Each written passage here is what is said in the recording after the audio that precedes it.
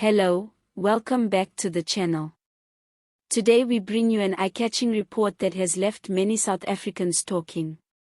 A foreign national and a South African man have been caught red-handed smuggling stolen property out of the country. It is a case that not only exposes crime but also highlights the serious concerns around cross-border smuggling operations.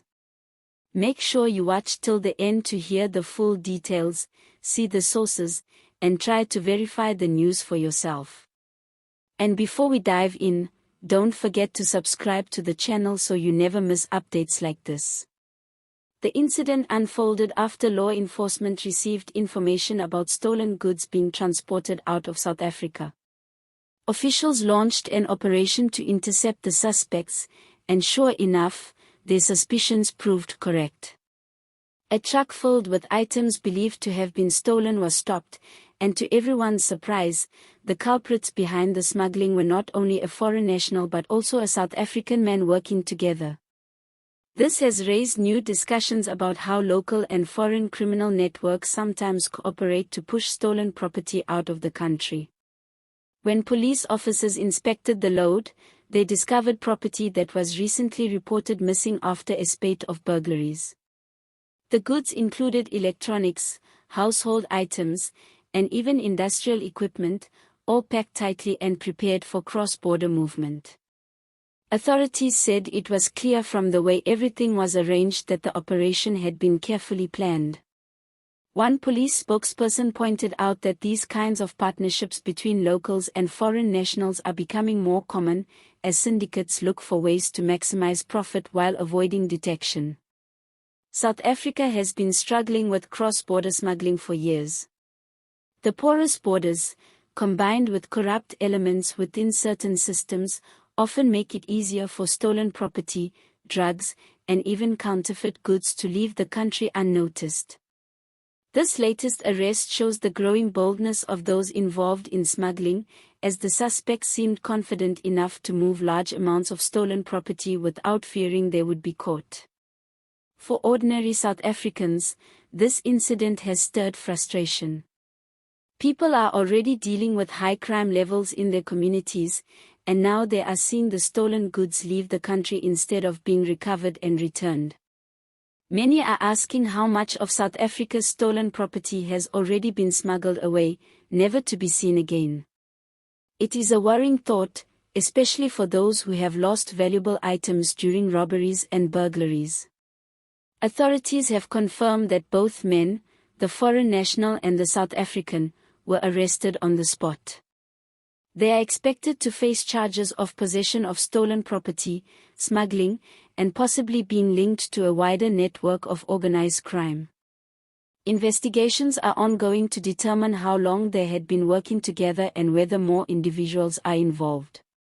According to insiders, this may not have been their first operation, as the planning looked too professional to be a one-time event.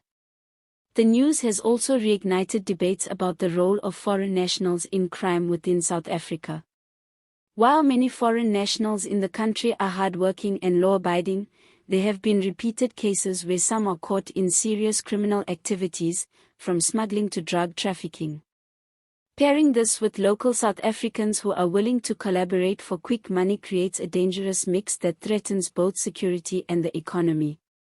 At the same time, some South Africans are pointing out that the real problem is not just about nationality, but about greed and crime itself. If locals did not choose to partner with criminal networks, many of these operations would struggle to survive. It is a hard conversation, but it is important to acknowledge that crime does not happen in isolation and often requires cooperation across different groups. On a lighter note, some people have joked that the suspects must have thought they were in a Hollywood movie, driving off with their stolen goods packed so neatly.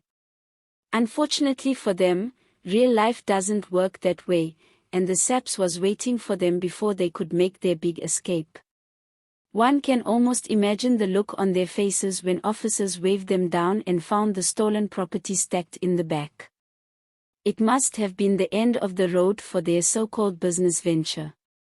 This case will no doubt serve as a warning to others who might be tempted to get involved in smuggling. Authorities are making it clear that they are stepping up operations to clamp down on illegal activities at the borders and within communities. South Africans are hoping that this kind of energy will continue, because the fight against smuggling and organized crime cannot be won with half measures. Before I wrap up, let me remind you once again to subscribe to the channel for more updates and reports. We will continue following this case to see how it develops in court and whether any additional suspects are brought to light. And just to end on a light-hearted note, I can't help but wonder if these two thought they could just sneak stolen goods across borders without being noticed. Maybe they thought the police were on lunch break, but clearly, they picked the wrong day to try their luck. Crime doesn't pay, and if it does, it won't pay for long. All images used in this video are for illustration purposes only. News sources: The Times Live, Sowetan Live, SAPS official reports.